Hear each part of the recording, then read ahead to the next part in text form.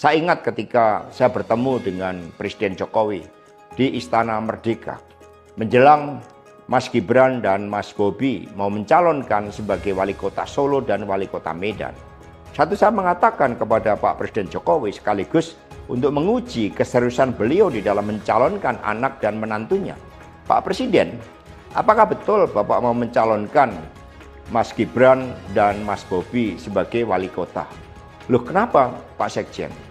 Karena ketika Mas Gibran dan Mas Bobi sebagai wali kota, maka otomatis dia menjadi pejabat negara.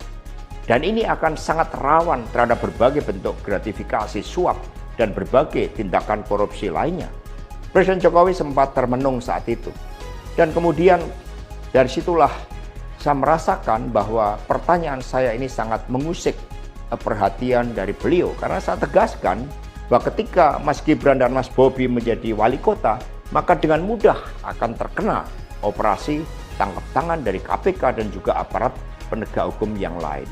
Maksud saya bertanya kepada Presiden Jokowi adalah untuk mengingatkan bahwa beliau sudah presiden. Buat apa kemudian anak-anaknya harus menjadi wali kota, dan itu mengandung suatu risiko-risiko politik, mengingat presiden juga berhadapan dengan begitu banyak pihak-pihak yang selalu mencoba berhadapan dengan Bapak Presiden.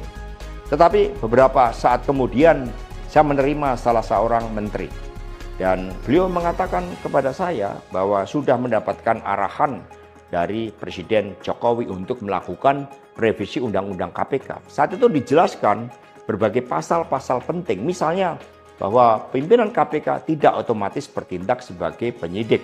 Kemudian ada beberapa pasal-pasal yang tidak memungkinkan bagi penyidik independen untuk bergabung ke KPK.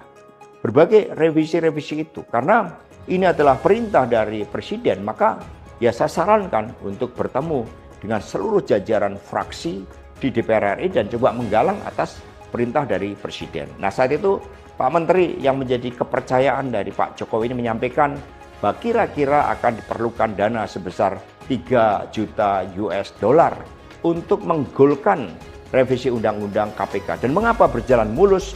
Karena Presiden Jokowi punya kepentingan untuk melindungi Mas Gibran dan Mas Bobi. Maka sejarah mencatat bahwa revisi Undang-Undang KPK ini dilaksanakan sebelum pelaksanaan Pilkada serentak di mana Mas Gibran dan Mas Bobi berproses menjadi wali kota. Maka ketika terpilih menjadi wali kota, amanlah dari berbagai persoalan hukum karena KPK sudah dilemahkan.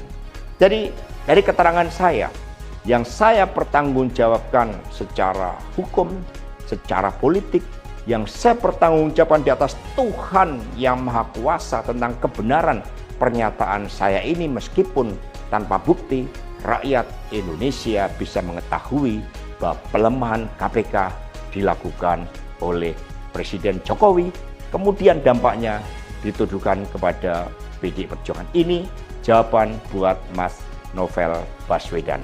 Terima kasih. Tegakkan kebenaran. Satyam Eva Jayate. Merdeka!